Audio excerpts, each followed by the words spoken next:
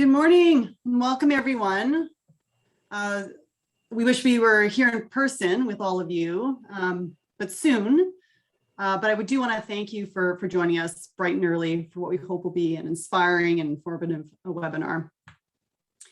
Before we begin today's program, there are just a few housekeeping notes to share with you. First of all, as you noticed, we've muted all of the participants and attendees to avoid any background noise and any disruptions. We ask that you please keep your microphone muted throughout the program, and we are happy to take questions throughout the webinar through our moderated chat feature. So if you have any questions, just simply type it into the chat and we'll either respond in the chat or verbally during the presentation. Today's presentation, as you've heard, will be recorded, and once concluded, it will be sent out to all registered participants via email and posted on our website at ohto.ca for later viewing and for those that weren't able to register or sign in today. And we hope technology is reliable, but if it's not, just sit tight with us as we navigate through any adjustments we need to make. So for example, we might need to turn off our video, but you'll still be able to hear us, and hopefully, certainly the presentation will be available for you on the screen. All right, so we will begin our day with an acknowledgement that the tourism region called Ontario's Highlands is on Algonquin territory and is acknowledged by Indigenous people as unceded. To the southeast, Ontario's Highlands is also on Mohawk territory. To the west, southwest, Ontario's Highlands is on Ojibwe territory. We are grateful that Indigenous peoples have been stewards of this land and beyond from time immemorial. We are called to treat this land, its waterways, plants, animals, stories, and its peoples with honor and respect, all my relations. Now for a few brief introductions. My name is Nicole Whiting, and I am the Executive Director for the Ontario's Highlands Tourism Organization. We are a regional tourism organization set up by the province of Ontario. And our region actually is, we were set up by the province of Ontario approximately about 10 years ago. And we were in place to provide strategic leadership and programming to strengthen the tourism sector in Ontario's Highlands. Our region is the second largest in Ontario, and it's entirely rural and includes 6 counties, including Haliburton County, Hastings County, Frontenac County, Lennox and Addington County, Lanark County, and Renfrew County. Joining me today, and hopefully is visible on your screen as well, is our marketing manager, Julie Mulligan, our digital communications specialist, Sarah Dunbrook, and our most recent addition, Casey Rogerson, who is our industry support coordinator. This small but mighty team of ours works tirelessly on behalf of 45 municipalities and more than 3,400 tourism-related businesses in the region. Through the leadership of our board of directors, we do our best to create forward-thinking programming and initiatives that meet the needs of our industry, while at the same time align with the needs of our incredible communities. No doubt, like most of you, our organization was put to the task like never before when COVID-19 arrived on the scene in March 2020. We shifted our focus almost immediately to ensuring our industry and our community partners had all of the information and resources they needed to make crucial business decisions to ensure viability through the various lockdowns. We also rolled out 3 major supportive programs thanks to additional funding supports provided by the federal and provincial government. This past year and a half, we've been adapting, supporting, and learning.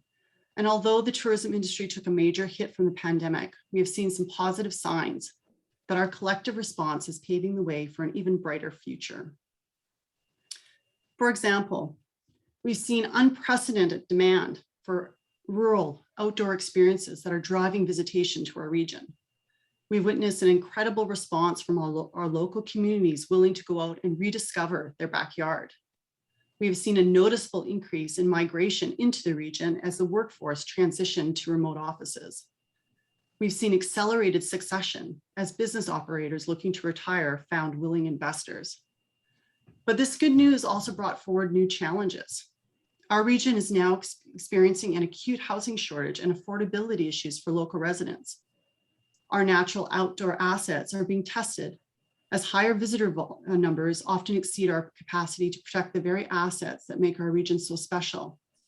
Tensions between locals and visitors created challenges. There's growing disparity in our communities as some businesses and residents reported their best years ever, while others struggled to survive. And we can't forget that the past year, we've also seen a rise in awareness of broader social issues around racism, change, and the treatment of our Indigenous brothers and sisters at residential schools. To say the past year has accelerated the need for change is an understatement. And while it can seem overwhelming to tackle the issues at hand and make a difference, we're confident our tourism sector has the potential to lead the way. And this webinar is our declaration that as an organization, we are committed to working with our communities and our industry to develop a path forward that is true to who we are as a region, strikes a balance between prosperity and preservation, while ensuring a sustainable future for the region for many years to come.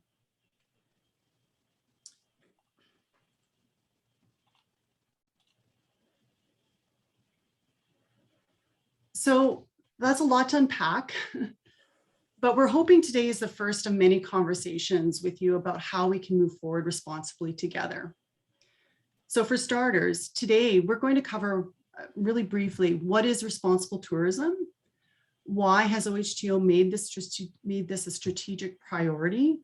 How OHTO is approaching responsible tourism with some examples of our marketing and our product development programs.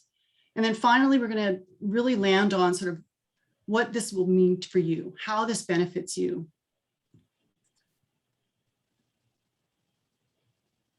So what is responsible tourism? Well, responsible tourism is sometimes confused with sustainable tourism or ecotourism, but responsible tourism is more of a way of thinking rather than a tourism product. It's about considering the positive and negative impacts of tourism on the environment, social, cultural, and economic aspects of a community. It's about being accountable for our actions and taking responsibility for decision-making today and tomorrow. Ultimately, responsible tourism is the acknowledgement of the interconnectedness of the visitor experience with the community experience.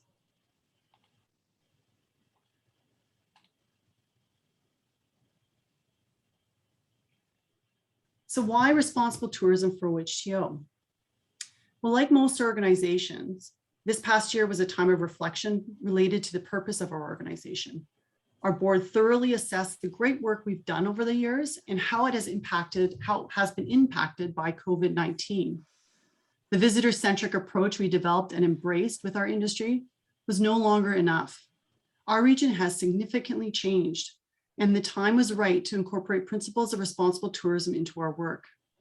Now, as I mentioned, responsible tourism is an approach rather than a product, but this shift can motivate and inspire action. Ultimately, we are leading with a community approach to tourism development and asking ourselves, what is the quality of life we want to experience in our communities as a result of tourism? That mindset was formalized by the board in the following statement.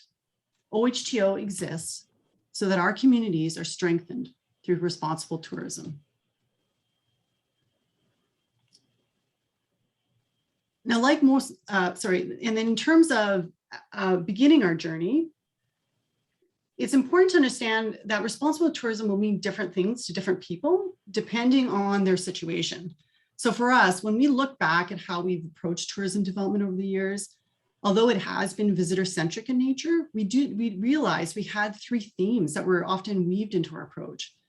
Inclusivity was really top of mind, and we endeavored to, through our marketing and our programming, to really position our region as a place that anyone from any walk of life and can experience. And we also committed to steps towards understanding how we're connected to the history and the story of our Indigenous peoples. And community alignment, well, our locals are the backbone of our visitor experience, the visitor experience we offer. So it's really important to ensure that they feel represented and engaged in our efforts. And then sustainability, just recognizing that we have capacity limitations in our region due to our rural nature, due to our natural assets. It's important that we do a better job of establishing what those are in order to ensure we can maintain a balance of prosperity and preservation for years to come. So these three principles are really just a starting point for us, and we're going to be incorporating them more intentionally into the work that we do. So just to be clear, this is not an overhaul. We've built an incredible regional brand story with Come Wander, and our programming fundamentally is aligned with the needs of our industry, but we also are committing to refining, adapting, and evolving. And by working with all of you, we're confident that this evolution will be seamless. So in terms of how, to give you some examples of how we're making this progression, I'm going to hand over the presentation to Julie, who will take you through our current marketing program. So over to you, Julie. Okay. So coming out of a long pandemic and in developing our rebound strategies, we had key North Stars that guided our marketing plan to align with the principles of responsible tourism. These included igniting local tourism and building awareness with residents to consider local travel first, supporting businesses and building connections to communities, and being able to celebrate our local identity and the people and places that make our region truly special. One key thing we noticed throughout the pandemic is the increased local pride people had in the region and the desire to support local first. We wanted to take this renewed sense of pride in place and use it to infuse principles of responsible tourism into our marketing. We know that Ontario's Highlands is known for its ample outdoor spaces, rolling countryside, and charming small towns. But we also know that locals are the backbone of our tourism economy. Not only are they the ones that have supported our operators through this difficult time, but they are also the reason our region is so amazing. Visitors come here to feel part of our community. Marketing activities use this sense of community and build on the human connection between the people who live here, the stories that exist, and the experiences to be had. These local stories will allow the viewer to feel their own connection to the region, motivating them to rediscover this place and travel local first. Keeping in mind our North Star and our message, a marketing approach was developed integrating aspects of these principles of responsible tourism. This was especially key in knowing that the community is a key part of the tourism picture that will assist in recovery. The key tactics behind this approach was our always-on content marketing, the local staycation series, the Connections campaign, and the Community Champions program. With these programs, we knew that success would guide us toward a strong brand based on an activated and engaged local market, increased local awareness of tourism experiences, and a strong rebound that would support and referrals to operators. Through this process of rebound and recovery, and in keeping in mind the principles of responsible tourism, we wanted to stay true to our approach of content marketing and storytelling to inspire visitation. Through the pandemic and moving forward, we highlight must-dos from the region or hidden gems that might be still surprising to locals. This content inspired sustainability through local travel and community alignment through the support of local businesses. Content continued to be published on a weekly basis through comewander.ca, and engagement steadily increased throughout the course of the pandemic. This was especially evident this past July, where page views topped 26,000, the highest page views on the website since the pandemic began. The Local Staycation series was developed to drive local tourism through residents. It is a series of regional staycation itineraries experienced and told through the residents who live there. A featured local went on a staycation to discover hidden gems and experiences right in their own backyard, with a key goal of rediscovering local as the travel destination. While these series are just beginning to launch, we have already begun to see great engagement with the local market. Finally, we come to the Connections campaign, which launched just this July 5th. This campaign was created to increase community engagement and a residents' emotional connection to the region through a series of locally inspired stories. allowing residents to feel inspired and in turn build their own connection to the region. It builds upon OHGO's principles of responsible tourism through content of the faces of the people who live here, their stories, and the special connection they hold to the region. These stories will allow residents to see themselves in the story. It highlights how the community is important and it is of value to us, and that there is an organization leading the way on the path to responsible tourism. This campaign launched on July 5th and will continue running until next spring. A focal point of this campaign is a docu-series titled The Connection Series, which showcases locally inspired stories of the people who call this place home and their connection to the region. They are the people that have come together to make up the very fabric of who we are and why we stand out as a destination. A new episode in the series will be launched each month through Facebook, with the first featured local being the story of Steffi Van Wyck and her journey to discover her connection to the water and paddling, despite being from a family of champion paddlers. Launching this coming Monday is the story of Nick and Benton, Halliburton musicians, who use the landscape and experiences around them to inspire their music.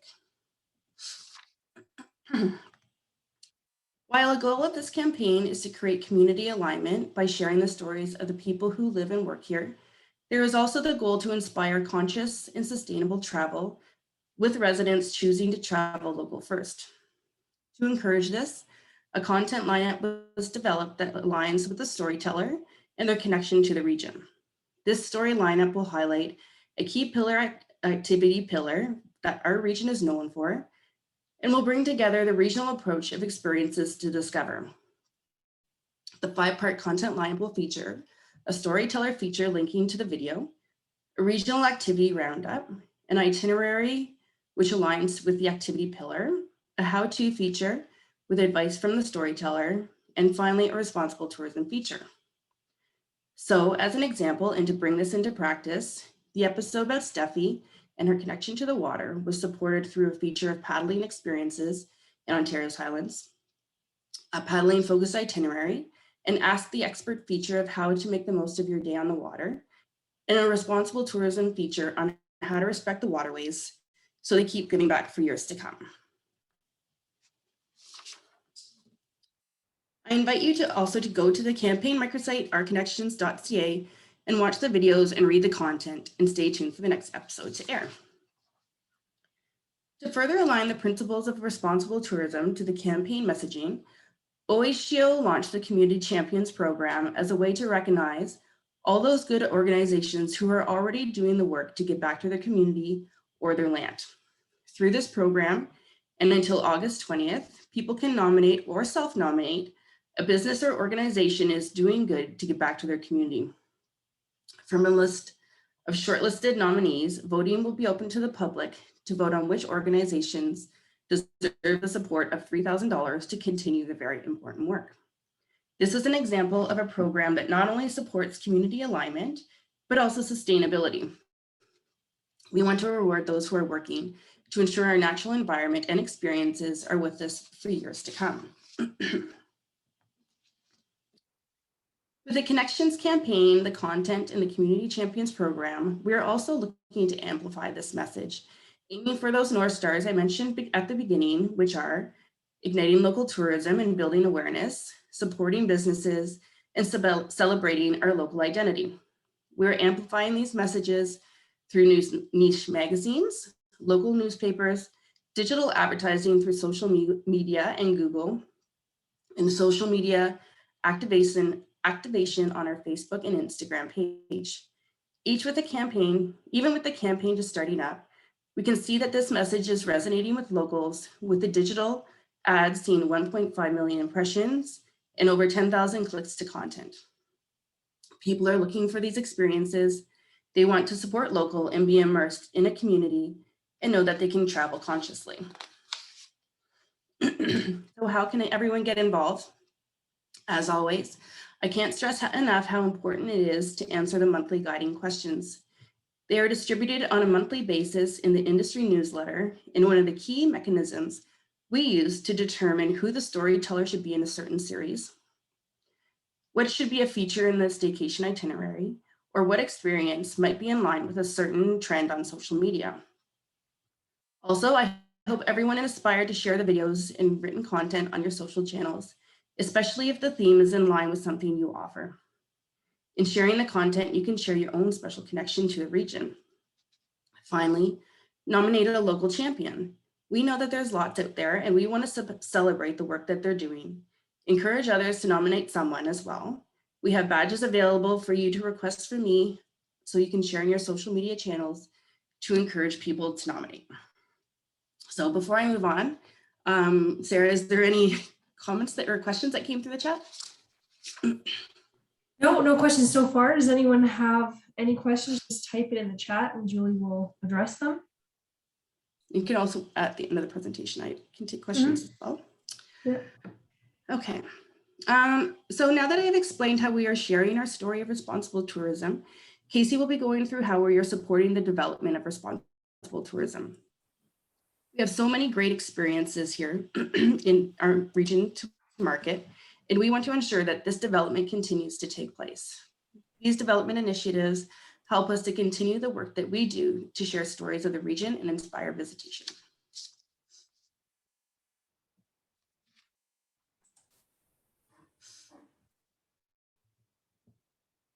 A question come through, so I just wanted to see. And sorry, everyone, as Nicole had mentioned, connectivity is not necessarily the best for all of us today, and I had to turn off my video, but hopefully you can all hear me and there's no issues. But yes, so as Julie mentioned, one of the initiatives that we're working on is responsible tourism through partnerships.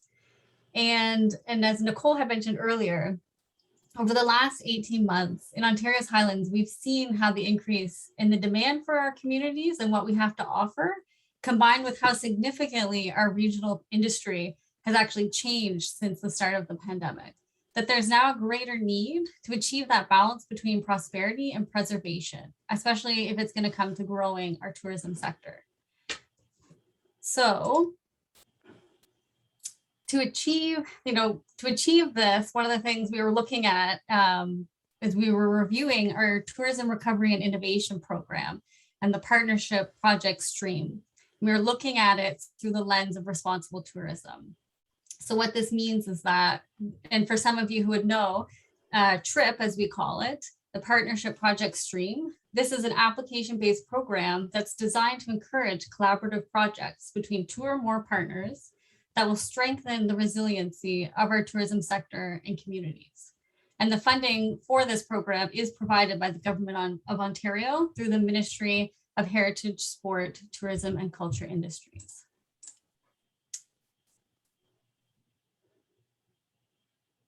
So the TRIP, whoop, hang on.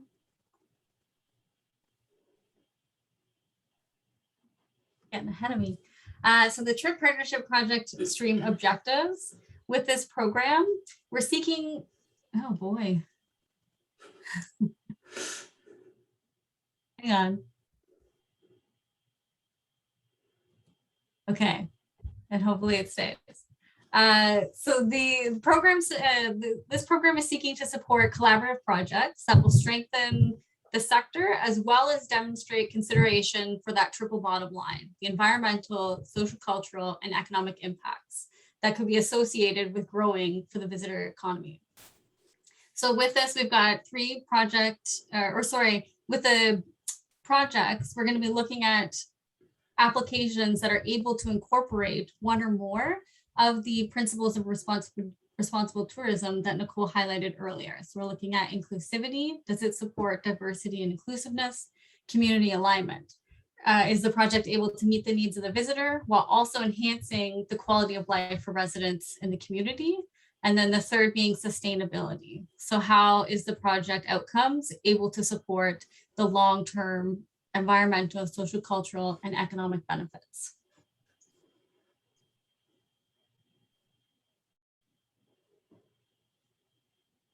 I think there's a bit of lag, so I just want to make, there we go. So with the program, there are 3 eligible project categories. There we go again.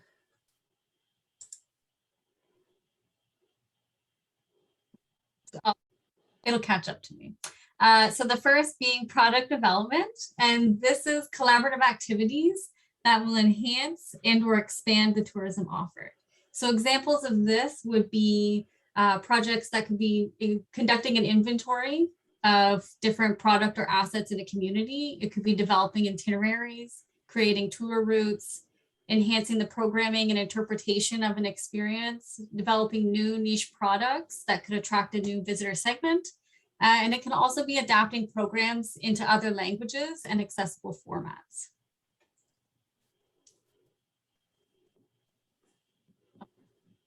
All right, saw something come through in the chat.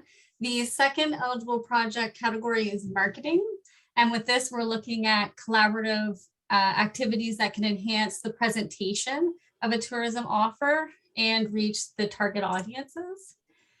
So with this, examples could include a cooperative advertising partnership, such as print in a niche magazine, radio advertisements, digital advertising campaigns, or hosting a fam tour for media.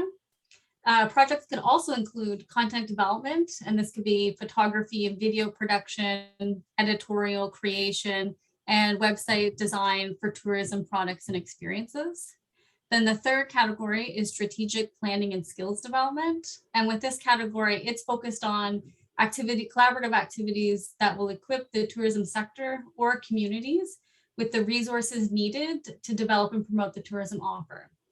So in this category, examples could be research, surveys, and data analysis related to tourism, the workforce, could be creation and or the implementation of destination management plans. And it could also be hosting or facilitating workshops or webinars for the workforce or skills development.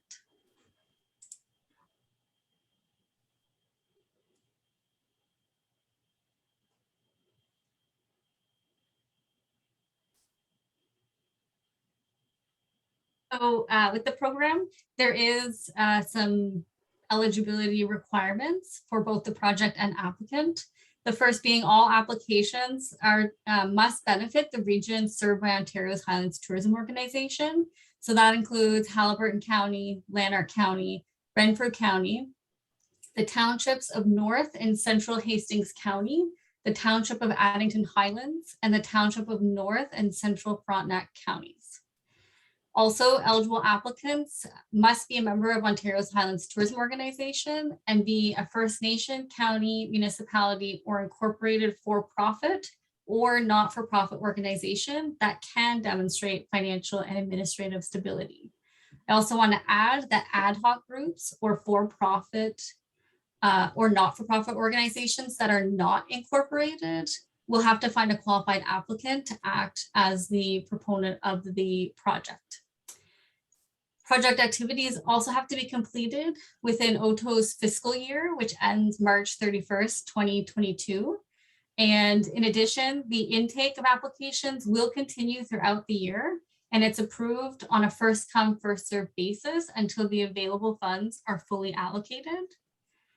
For projects, as you can see, the available financial support for projects is $15,000 non-repayable per project. And as partners on the project, OTO will make available staff resources to provide joint oversight and leadership of the project. The applicant will be responsible for the logistics, coordination, and delivery of the project.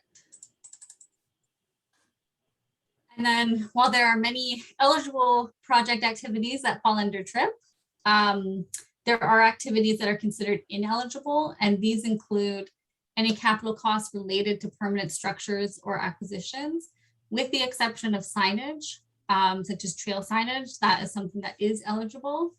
Expenses that do not directly relate to the application and delivery of the project, so operational costs, staff wages, in-kind donation or contributions, and then costs that are already covered by a provincial program.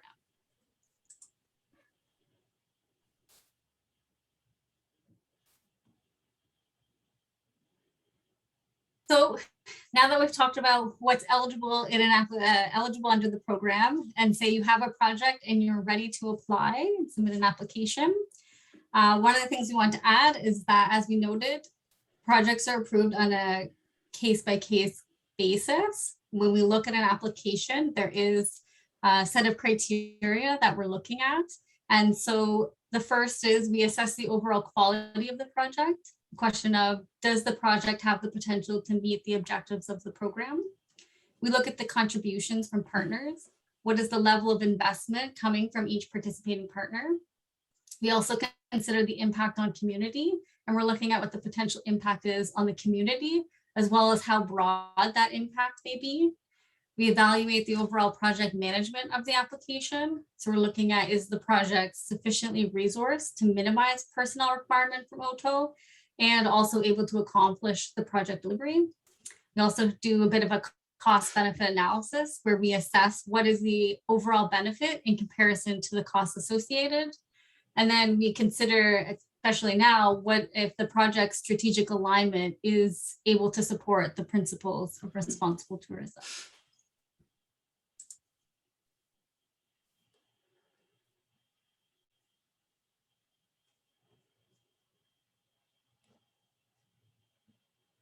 Excellent. Here we go. Okay, so as I mentioned, you're ready to apply. You have your project all lined up. You've answered all those evaluating criteria questions. With TRIP, it is an online application process. You can go to comewander.ca/trip. Here you can access the guidelines as well as the link to the online application form. This online submission form is through SurveyMonkey. And so once you've submitted your initial application, which will give us a general overview of the project, as well as help us go through the criteria that we have set out. Staff will respond within 5 business days to schedule time to discuss the eligibility of the project, as well as the next steps. So I see the chat that there's a lot of questions coming through, and I think I saw Nicole comment on some of them. And yes, my apologies. I cannot turn my video on. Otherwise, you might not be able to hear me. It'll probably lag for my connectivity. So sorry about that. Sole proprietors, are sole proprietors eligible? Yes. As Nicole had mentioned here, yes, sole proprietors can be partners on projects, but the applicant must be incorporated. So whoever is submitting the application has to be incorporated, but the other partners involved could be sole proprietors. And are organizations that have previously received TRIP funds eligible for this fund? Yes, I believe so. The concern is if you're receiving funds for the same project under a different provincial program, that's where the potential for ineligible applications arises. But yes, you can, more than one application can come through for TRIP from the same applicant. Is there any other questions? Did I miss any, Sarah? No, you got them. Okay. Perfect. And feel free to send any, if you think of any, feel free to post them. I'll try to catch them. Oh, can federal funds be leveraged? I think I see Nicole. Yes. Nicole had mentioned, yes, it can be leveraged. So this is a great opportunity to be able to stack. Yeah, this is an opportunity where you can stack the federal and provincial options. If a product is received. So if a product has received TRIP, can we apply again? I think that depends on what you're applying for the second time around.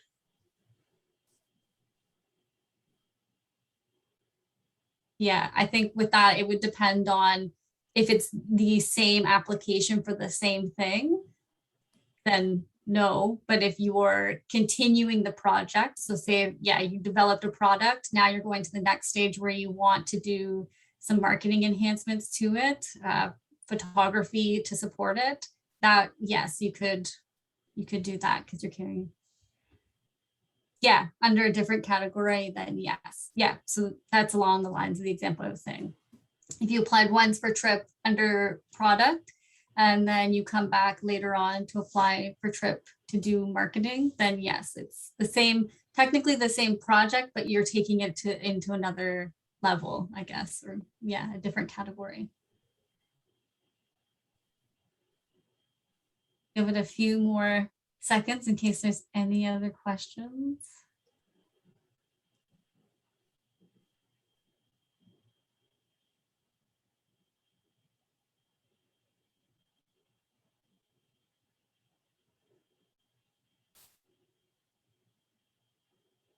So why is responsible tourism beneficial to you?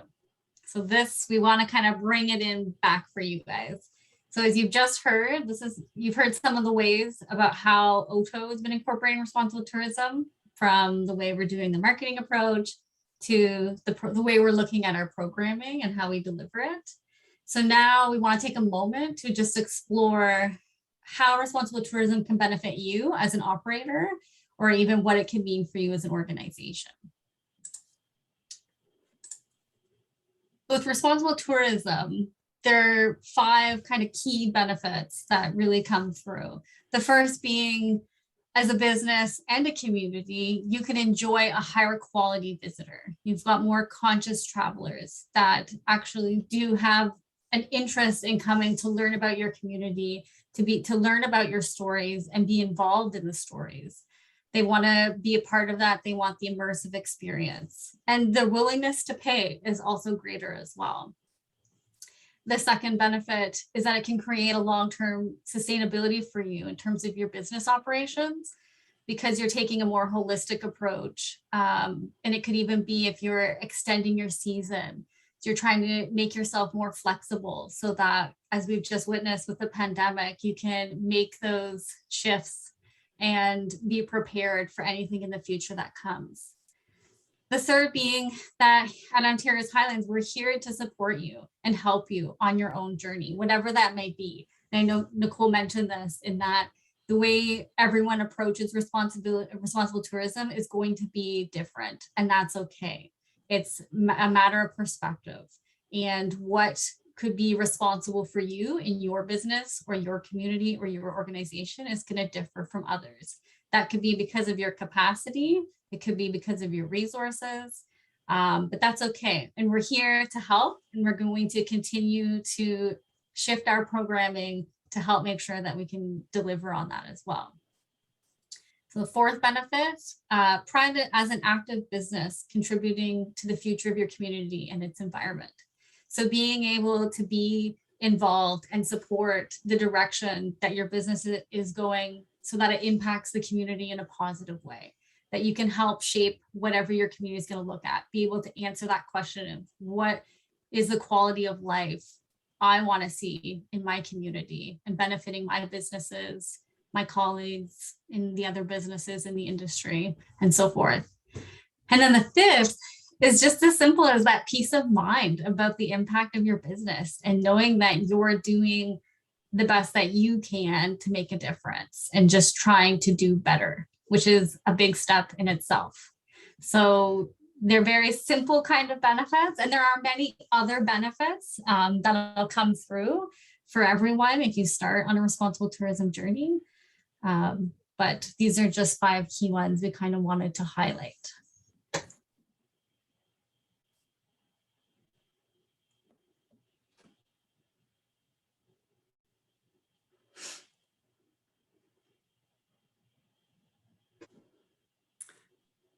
So thanks, Casey, for that. And we're concluding the webinar now, but I just wanted to sort of recap and give you a sense of what's next. We're really excited about this, and we're so fortunate to have a board that is so forward-thinking and innovative, that gives us the freedom to actually embark on this journey operationally. But in terms of, as always, we are only as good as our stakeholders' engagement with us. We can't do what we do without you. So it's super important, as we stress throughout the presentation, that you do get involved with our programs If there's barriers, if there's some sort of barrier that's preventing you from doing that, please at least just reach out to us and discuss what that might be so that we can break down those barriers and get your engagement if you haven't been engaged with us before. We've mentioned 2 programs, the Connections Campaign, as well as the Trip Partnership Program that you can immediately act on. But we're also super fortunate to actually have Casey join us recently as our industry support coordinator. As you've seen, her knowledge of responsible tourism is extensive, and that comes from her formal education in responsible tourism. Also, her experience working in Hastings County as our destination development coordinator. So she's got big plans for engaging all of you on the journey. So stay tuned as we roll out an enhanced industry communications plan, and be sure to save the date of October 20th for our next tourism conference and AGM. It will be delivered virtually as well, but we're currently finalizing the program that will provide you with more opportunities for you to learn about responsible tourism and how you can apply it to your business and community development efforts. Additionally, there is still funding flowing from the provincial and federal governments, and we're constantly looking for those opportunities, ways to share those opportunities directly with operators, as well as benefiting from those programs as an organization as well. And we're encouraged by that additional support that we've received and hope to continue to receive. And on that note, we will be launching a workforce and skills development program in September. And that's intended to assist operators directly with their skilling up of their workforce, building expertise around diversifying their operations, digital skills development, one-on-one coaching. So stay tuned for that. But yeah, this is the start of the journey, as we said. We are really excited about this. We're inspired. We feel like this is a new day for our region, a way for us to be even better than we were before. And we're really looking forward to getting out and actually interacting with you personally. Before COVID, we were out on the road quite a bit, and we're really looking forward to that face-to-face engagement with all of you in the near future. And I think the last slide, we've got just our contact information, and if there's any final lingering questions, we do have a little bit of time. We're actually at 9:44, so we've got 15 minutes, but we won't hold you. We know you've got lots to do in your day, but if there are any lingering questions, certainly reach out to us via email and or via phone. Just go to our website at ohto.ca. You'll see all of our contact information there if you're not able to connect via email. But really would be really happy to hear from you. I want to thank my incredible team for sticking in there throughout this. I know this has been hard on everyone, but we really are very passionate about tourism. We're passionate about our communities, and we're really committed and excited about what we can do together going forward. So everyone, unless there's, Sarah, if there's another. Yeah, there is a question actually in the chat. Yeah. Ben has asked if presentations have been given to various levels of government in our region about responsible tourism. No, not as of yet. This is really this is essentially our soft launch of this strategy, and those are the types of things that we're building out with our communications plan. We will be having more frequent engagement, and certainly our plan, and ideally with additional funding that's available to organizations like ours, we're going to be able to do even more than we have in the past. So that engagement is certainly important and critical for this to work. So you can assume that that's coming down the pipe for sure. There was a question that came through about the application form for TRIP, for the partnership project stream, and it will, excuse me, it will be up within the next hour.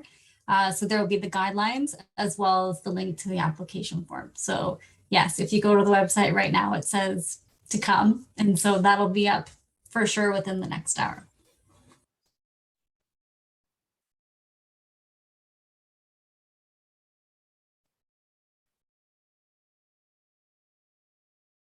Okay.